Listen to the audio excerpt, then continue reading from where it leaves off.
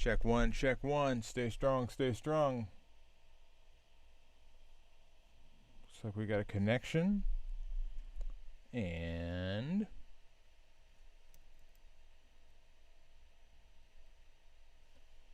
see if we can hear ourselves. Yep. Now let's see if I can mute myself. All right. Chris Courtney here, new Pragmatic. We've got a... Yeah, well, didn't mute myself enough, but now I'm muted, so that's good. Chris Courtney here, new Pragmatic. Busy morning today. One of the busiest mornings I've had, frankly, since we've started the feedback loop. 5 students in here today. Luigi, Abby, Ricardo, Maddie, Bryn, and then Jane is lurking around as well. Very busy morning. Super excited to get this underway. I'm just going to check and make sure CouchBot is firing. Yeah, CouchBot has fired. And today's going to be a little different because I have a big list of notes here. It's kind of fun. I've gone through and now I have upgraded my setup here a little bit. Got the old pencil, and I'm trying to solve for my sticky note dilemma. And my sticky note dilemma is basically my office looks like it is snowed sticky notes like these, and I'm super excited to see if I can get this a little more organized. So we're going to see how that works out, and we're going to see how that works out today. So without further ado, let's go ahead and get this underway. Greetings one and all, Chris Courtney here, new Pragmatic. It's time for the feedback loop. We have a, Cinco, right? It's Cinco. Cinco is 5. It's a fist full of students. We got Abby, we got Luigi, we got Ricardo, we got Maddie, we've got Bryn. Everybody's rolling in. Everybody's working on something a little different. So this is going to be like a round robin around the program. And actually, there's some things in here that aren't actually part of the program. So I'm going to go ahead and share my screen, and let's just go ahead and get this started. Let's start over here with Luigis Resume. And you may be asking yourself, wow, that's an interesting way to do a resume. And you're right, it is.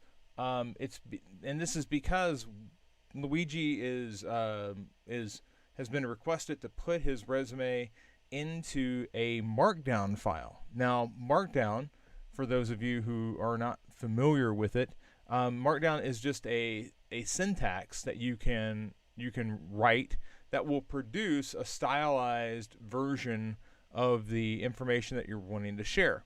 For the record, all of the new Pragmatic content goes into a Markdown file, which then Gatsby will extract and produce into the posts that you see, the exercises and everything. So everything is written very much in a similar situation to this. If we look at the raw, you get a sense of how it's actually written in the background. So the hashtag indicates like an H1.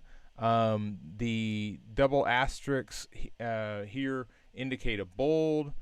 He's got some spacers in here as well, and that's how you insert additional horizontal space into the mix.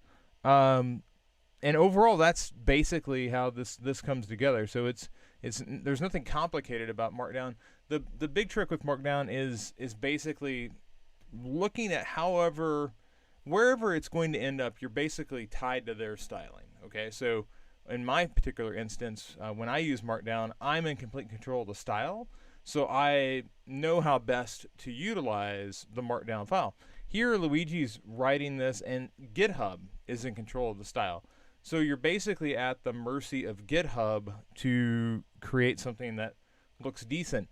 And what's interesting here is I really think that, Luigi, you've got a good flow here. And even when you get down into here, like, the spacing isn't perfect, but you can't control the spacing in a Markdown file. You're kind of at the whim of whoever has stylized this where it's being outputted. When I look at this, it works fine. I do definitely want to go through and read through the content, although I believe largely that this is the same content that we've worked on before. I might look at you've got some extra space here. I know you had a spacer thrown in there. I don't necessarily know if you need it there. Additionally, I would probably come back and bold like select clients. And then as we come down, here is where things begin to fall apart a bit for me. And I wonder, there's two thoughts that I have. One is, do the H2s here need to become H3s, and the H3 becomes like an H4? Like, does everything need to step down a level? Because it just gets into a bit of a type soup, and I think some of this is because the second line is all caps. So then the question becomes, well, should I just go up and down with the second line and leave it in bold? These are just minor tweaks, though. I would not invest a ton of time. These are just considerations to make. By and large, it looks clean. I'm not seeing any sort of weird breaks. So I would say, if you're comfortable with it, go ahead, keep it, ship it. If you were struggling through like these areas, I might look at like, okay, what if I took the H2s, made them H3s, took the H3s, made them H4s, and does that give me the right amount of hierarchy? Again, markdown files are weird because you're at the mercy of somebody else's design decisions on how it's exported. But by and large, I think this is fine. Okay, I think your bigger thing now is getting the portfolio updated. You've got a few projects. We talked about what that process should be. So making sure that that's updated is your real key. All right, so we're gonna come over here to Abby, and Abby has her user stories, and I think that there's something really interesting that's going on here, Abby. As we look up here, we asked that question last time we talked. Okay, for me to access my past orders, what other things need to exist? And here you came in and said, okay, so to access my past orders, I need a My Orders page. Okay, awesome. And then you added, okay, well, I want a notification setting. So somewhere on there you could probably set up your notifications, which means, I probably need a profile page where I can adjust my notifications. Although you didn't specifically mention notifications here, I think that's what you were getting at. You also have a reference to current orders. So I need the ability to review past orders. All right, so again, you could probably do that from the orders page, which means that if I have the ability to review past orders, I need the ability to click through somehow to get to that order, right? You need a grocery cart checkout page. Okay, great, so you can review purchasing. The question I have there is, do you need the ability to edit that page? Or are you going to need controls to delete an item, add an item? Like these are controls that would exist on that page. Do you need that level of control on the checkout, on the grocery cart? These are this is when you want to have that conversation with yourself as you're going through. Is that something people are going to need? Chat feature, add unlimited meals to cart. I want unlimited meal options. Okay, so this becomes a question of, okay, so what is the pricing structure of this? How is that going to be organized? Is it by week? Is it by month? Is it by meal? Like, what did you hear from your users that they wanted? I know we heard about, I want the ability to pick up or deliver. So that means that somewhere in the process, I'm going to have to determine my pickup and delivery options. Where would that be? Would that be on the My Orders page? Would that be on the account setup? Would that be on the checkout? Like, where does that exist? And that needs to be accommodated here in your designs. there was something else here related to, yeah, here it is. I need a search bar. Okay.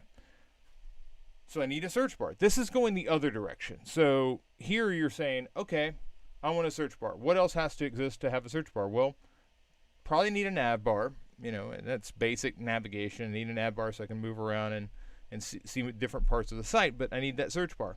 All right, what happens when I hit that search bar? Because you specifically said that you need the search bar. Well, I want to search for specific meals to add to the order. Great. So what happens when I hit enter on a search? I get a search results page, which means I need a search results page to display the results of the search that I've just conducted. And that's going to have, what's going to be on that search results page? Well, on that search results page, I'm going to have meals listed, right? Well, that means that I'm going to likely click on the meal, and that's going to take me to a meals page. And the meals page is going to have all the options, where you want to pick out, you want to pick the type of protein for certain recipes, or you want to choose your portion sizes. You want to see the calorie. I want to control the calorie count, which means you probably want to see the calorie count. I want to see the ingredients. You have that somewhere else. And then on that specific meal page, you need to have the ability to order or customize. So there has to be like some sort of button there, which takes you back to your cart page, right?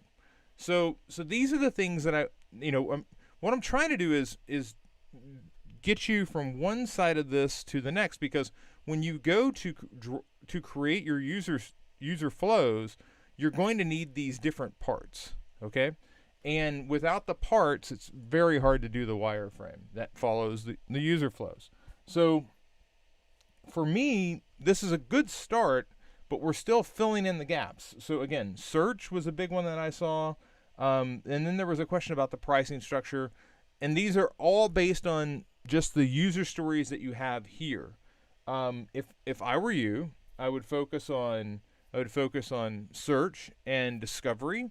Like, okay, how do I discover meals? Is there a filtering option where I go proteins, gluten-free, desserts? Like how am I handling discovery on the site? Is it just search? If I just, am I required to go type in chicken to see meals, or are they organized? And are there healthy options? Are there local options? We talked, and this is where you go back to the affinity map and you go, okay, what was my primary directive? Is it discovery and new things? What are they looking for in this product? And that's going to guide you on that discovery path. Search is obvious, but search also has with it, I need a results page, and then from that results page, if I click on anything, it's going to take me to a display for that thing. So what's on that page? Okay, and of course when I say add to cart there, it takes me back to the cart, and you've got that referenced. Okay, the question there becomes, okay, so what can I do when I'm on that cart screen? And if this sounds like, gosh, I need to sit down and I need to kind of sketch this out so I can think through it. There's nothing saying that you can't rip out a piece of paper and begin loose sketching to see what are the stories that I need here. I'm not committing to you need to wireframe out before you create your user stories, but I am saying that you need to be utilizing whatever helps you make that hurdle. And for some people can just sit down and like just write their user stories.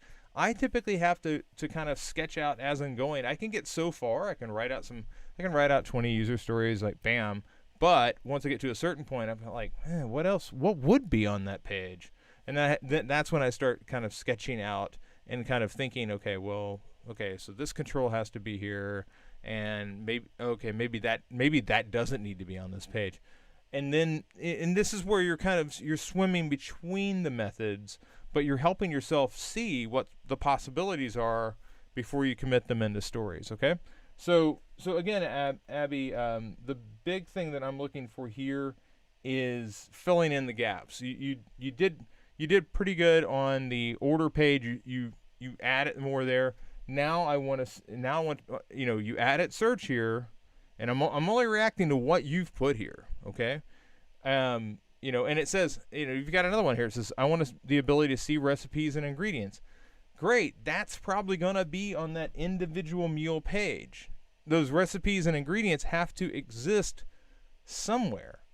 If I rate a meal, where would those ratings be at? They would show up on the meal page, right? And on the meal page, it's going to have either some star rating or maybe it's forks, like whatever rating convention you come up with, that's what's going to be there. But this is where we begin to fill in all those gaps. Okay, so you've made some progress. I need to see some more progress, and hopefully the rough outline that I've given you here will help you get there. Okay. All right. Let's go over to Ricardo. Ricardo is up next. And Ricardo, I'm looking at your reverse engineering, and so this is the toggle page, and it's what we offer. It's remote work. It's the product, and it's about remote working. And then you come down here, and there's pricing, and this it says okay for nonprofits, and then there's a sign up, and that's great. Here you've got. Here's how to get a discount. Here's product advice, pricing. I don't know. So sign up for simple remote planning. It says sign up for free. So you're good there. This is talking about communication, cloud Excel sheets, tasks and timelines, misconceptions, trying to help people see what it really does, the story of the company, the benefits, why remote work, what they offer, initial pitch. So right now, there's a big leap between the second iteration and the final iteration, like chasm. All right. I'm looking for you to begin, okay, so if this is your second iteration, there's probably a third iteration where you've taken a stab at writing these, probably not as robust or as long as they are here, or maybe they are very long and they have to come back. But it's one or the other. It's like either I've written more or I've written a lot more. I typically I'm not just going to write our story. And the reason I advise designers to like get involved here with the content writing is you're the first eyes on this. And what I don't want to do is get into the realm of box here, copy here. Oh, copy person, I need you to write something here. I want you to collaborate with your writing team if you have one. If you may not have one, it may actually end up all being you attempting to write this copy. But I want you to be steering at this point, not basically writing along and having somebody go, make the block bigger, make the photo. Can we just make the photo bigger and make it fill? I want you to be steering that conversation, okay? And that's why when I come over here to part 2. I think we're pretty lean. Getting, again, this is you're selling what's going to happen. And so what we offer remote learning tools for the classroom. So, and then it says make bold claim about product. It's the next generation of education. Hero action button. Awesome. Okay. So what is the claim? And what is the text that goes in that hero action button? Remote learning problems. So we talk about low engagement, overwhelmed teachers, students' grades suffering, overcomplicated tools for students, teachers, and parents. And then we go into the same things, but now we've added 2 more bullet points. So are we just adding more bullet points, or are we fleshing out what low engagement means? And I think that at some point you're going to have to say low engage. Well, what I mean by low engagement is what I mean by overwhelmed teachers is what I mean by student grade suffering is, and that needs to there needs to be like a sentence with each of these. Like you've given me the highlight, but the highlight was already in the second iteration. So the third iteration needs to be more, not just more bullets, but more detail with those bullets. And here, helps teachers stay organized with remote learning. So helps teacher and student connect, helps students stay focused, helps teacher manage classrooms, helps students organize assignments. This is like over here, and then on this side, it's like, okay, well, tell me more about how it helps them connect. Tell me more about how it helps them stay focused. And you've just kind of like just rolled this up into what the product does, who the product helps. Same thing, you just kind of rolled it up. And then this part, the stakeholder here is a school district. So you're announcing it basically to the parents and teachers of that district. There's no reason to really have a pricing here. So I wouldn't necessarily worry about that in this instance. No two clients are exactly the same. So even if you got product pricing listed here on the shell, you don't necessarily have to have it on every single one. And then your sign up gets started now. That makes sense. So I'm looking for more on, and you could copy this and just make it 4th iteration if that's what you need to do. If that's how the progression's working for you, that's fine. But I still am anticipating you going in to the design process with the general feel for what the copy's really going to look like, not necessarily with just like the bullet points, because here you've gone with the 2nd iteration bullet points, third iteration slight expansion or reorganization of the bullet points. I just need a little bit more here on this 3rd iteration, or just make a 4th iteration and grow it from there. Okay. All right. Let's see here. Maddie was in a different spot. Let's take a look at this. This is a lot of fun, Maddie. And I know that you've got some work that you're wanting to do on your media queries, and we're certainly going to get to that. But Maddie's come up with what is a really nice animation that's giving you a hover state over her navigation here. And what's really making this happen, notice it's just a nav tag with an unordered list and side to side. But what's really making this happen, if we come down, let's go to nav. So she's got nav LIA, nav UL LIA, and she's targeting the anchor tag. And right now it's float right. If you switch this to float left, you can kind of see how this would move around. It's just going to pop over really, really fast. Or I thought that would pop over fast. Oh, never mind. Sorry, that would be the UL. If I did this to left, that would move it. So, doop. Yeah, there it goes. So the float here not mattering so much.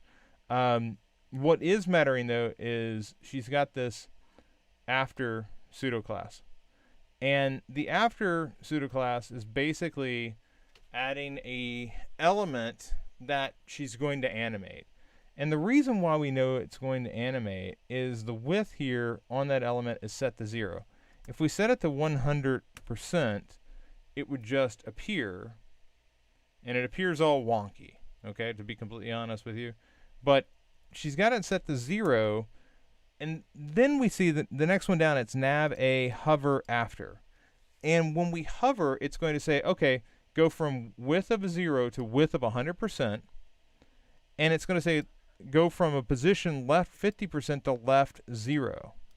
All right, so those are two really big pieces of the puzzle here, because as we go over, you'll notice it starts from the middle, so she's measuring from the left 50%, and then it goes out. And if you begin to work with, she's got a width and left item here, and if you begin to work with this and you say, okay, well, let's switch this to a 1 on the transition, and let's see what happens. You'll see that we've now changed how that transition is working. Same thing if we do it from the left, now this will slow down and it will come in from the right, oddly enough. and that's why she's got it even like this. You can also change the height of this experience. I'm just going to change it to 2M so we can see it really quickly. So now you can see it's a lot bigger. Of course, if you said it was 12M, we go gigantic. We're going to change it back to 0.8.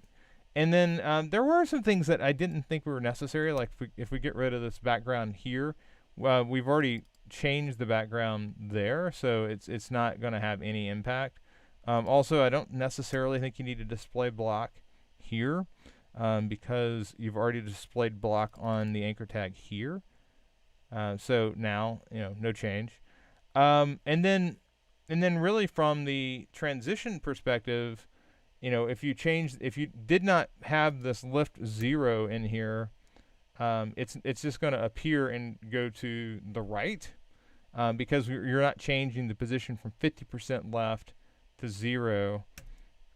And now when you pull that back in, now it goes into place. And it's going the width of that, which means that when we look at this padding, if we said padding 36, it's going to change the sizing, but it's also going to change the width of that line. That line's a lot longer now because it's matching the width of the shape that background is in.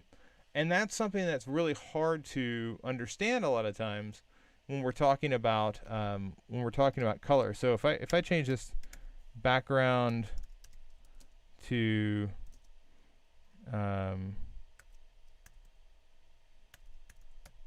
that, it's a little easier to see, and then you can still see the animation comes in, but it's harder to understand why that animation is drawing at that width when you can't see the actual shape itself. And that's why I oftentimes come in and just add those little background elements so that we can see what's going on. I'll change this back to 14.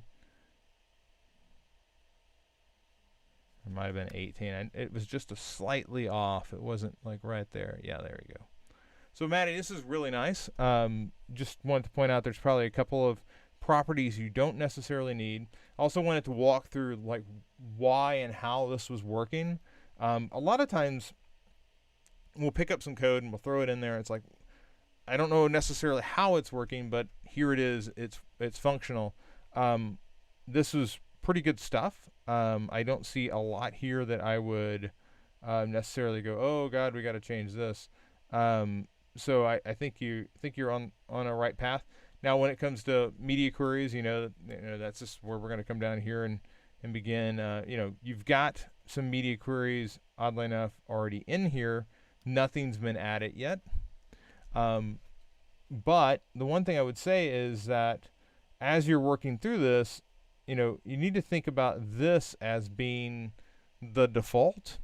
That is your mobile standard structure. So I would make all of my adjustments for mobile, and if this is intended to be like the desktop presentation, I would move all of those styles in the media queries and prepare everything to be mobile first for everything outside of the media queries. All right. So, and a lot of people, I'm sure are looking at this going, man, that's a lot of content for just like a hero unit and some navigation.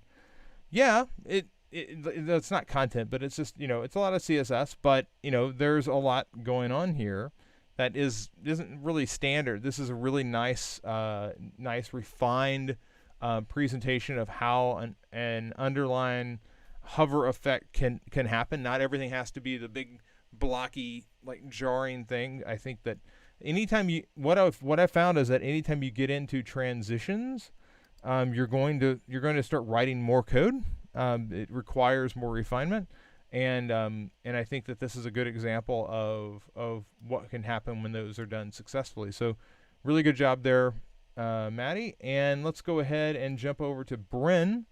Bryn has reworked part of her typography exercise.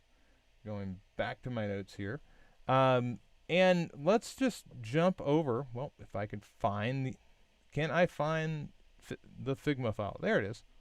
All right, so let's take a look And we'll take a look back over at part 1 because I don't want to skip the part 2 because you actually took the time to come through and do the type study. And this is a person after my own heart because I complain about people overlooking this part of the work. And why is this part important? Well, I'll tell you, it's a couple of things for me. One, I want to look at the type when it's actually in use. You know, here it's not really in use. I don't really get a sense of what it would be like to use Open Sans. I get a sense of what the characters do, but if I use this in an italic, is that F going to bug the crap out of me later? Does it matter to me that I don't have this large closed A, that I have this hook, and really when I look at this, I like it. I know to stay away from the extra light. It's just too small. It's just too brittle. It's too thin. It doesn't give me enough. And then when I look at what is this again? Trirong, and I go, you know what? This just really is not a great. It's not really a great serif. It doesn't have a lot of. It has character, but it is just so brittle, even at the regular size. I don't find it to be really enjoyable at all. I look at it in bold; it's too much. Medium maybe. I just want to switch this over to look at it in regular. So medium definitely has more to it. I think one of the problems here is just the fact that this is on a -3, and I think maybe -1 would be more appropriate for it. But it's I don't know. This is not my favorite serif. And I think part of it is it feels like it's stretched out horizontally. And I don't think you've done anything there to make that happen. But it just not a great serif. Here this is Poppins, right? Yeah. So Poppins is very nice. I like it a little more than Open Sans, to be honest with you. It's just a little more geometric, which means like when I specifically say geometric, I'm looking at the circles of like the O's and the A's and B's. I'm looking at those. I'm going, okay, how close are those characters to perfect circles? And these are much closer to that than Open Sans is a little more oval. That doesn't mean that Poppins is better. It's just that's personal preference. I like it. This Merriweather, I feel much better about as a serif than the Trirong or whatever. It's just got nice weight to it. It will work at a paragraph level. So paragraph, regular paragraph, even extra light's okay. In some ways, I think it's easier to read. But by and large, this is why I really want to stop and look at the typography in a more in-depth way before I start using it. I think there's a reason. I think there's a reason why you ended up on Poppins and Merriweather. It's just a similar structure that works really well together. So with that said, let's go over to part 2 and let's look at this. So, here I thought this worked very well the first time around. Here, okay, so you're now taking advantage of the full width, and I don't necessarily think that you have to take advantage of the full width. And I know last time it was like you kind of tucked it over here in the corner. The question I always have with these is, okay, what's my spacing like? And this frankly works. I'm just going to ungroup this for a second. This works, well, whoops. Sorry, I'm so used to that being auto layout. We will work on that with you soon. You know, if this is going to be centered, oh, okay. I'll just move that back and then I'll just do this. If this is going to be centered, like I want that reset podcast over here with it, and then I just want to like organize the space around it. So like that would be, you know, and I'm just going to copy this and undo so we can look at the two of them side by side.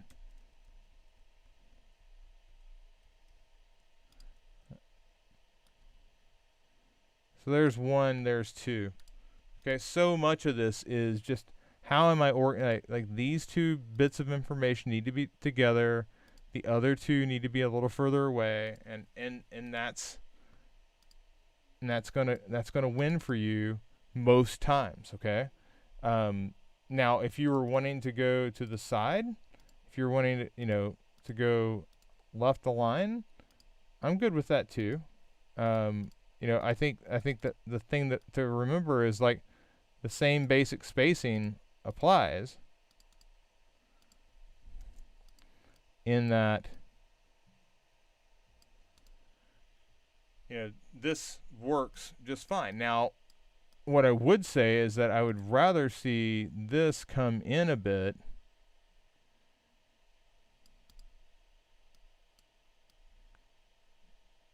But most of what I'm looking at here is, can I get this to work top to bottom? Can I organize this information in such a way that it seems like it's a unit? Okay. And I'm going to copy that. We're going to undo that real quick.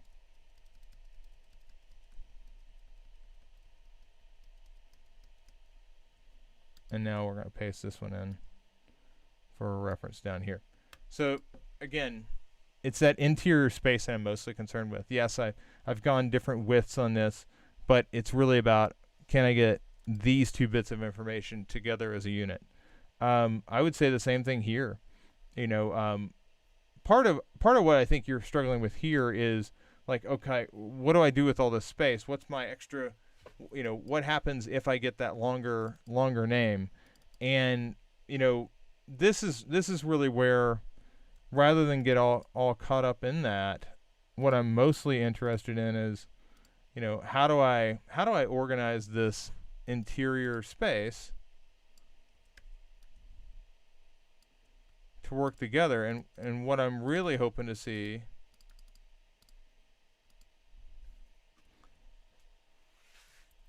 is I'm hoping to see these items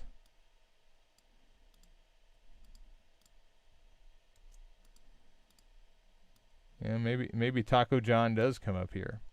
You know, maybe restaurant is there. You know, does this information follow? Does pre-order stay there? Probably. I don't necessarily think that it's a situation where you have to have everything always in the same spot. But what I do think is interesting is, like, if you took this and you copied it over, and let's go find, like, you know, for our record, let's go find like long. I'm just gonna Google long restaurant name, just for giggles. I just want like a long. What's the longest restaurant name I can find? Leave Rochelle out of it. That's weird. Okay, 33 weirdest Chicago restaurant names. I'm down with it. Let's go. Oh, a friend of mine wrote that. That's fun. But it's really old. Oh, and it's one of these Chicago Now things. Well, I don't want to look at Chicago Now. Although I do appreciate that a friend of mine wrote that. Okay. Long restaurant names.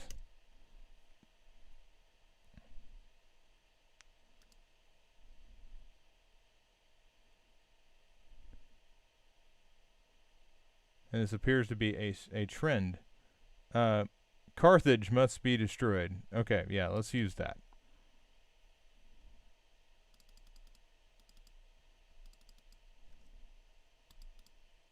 Okay, that's a restaurant name. That is definitely interesting. Well, that's fine. Doesn't impact anything, and actually the address, it just goes down a line. Okay. In doing that, you basically say, okay, my pre-order button's always going to be in the same spot. So if I don't have to like aim. It's much harder to aim here than it is to just aim at the bottom consistently. This could be even longer. My address could be even longer. But it's just going to fill into this space in between. So that's kind of the thing I'm wanting you to think about is like, okay, how can I utilize this space, and if Carthage must be destroyed here, how does that work there, right? So I wouldn't worry too much more about this. We're going to get more into this as you work through information architecture. But this is your first taste of like, oh, well, okay, well, I was designing to this one set of information, so for the assignment, yeah, you did fine. But what happens when this gets complicated? All right, and that's where I want your head always thinking like, what's right around the bend? What's the thing that I'm not thinking of right now?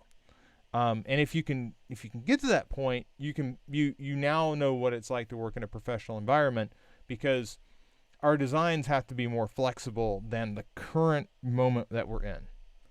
They can't operate to peak efficiency for where we're at right now, because we don't know what we're going to ask of our designs tomorrow. All right? So they have to have flexibility built in.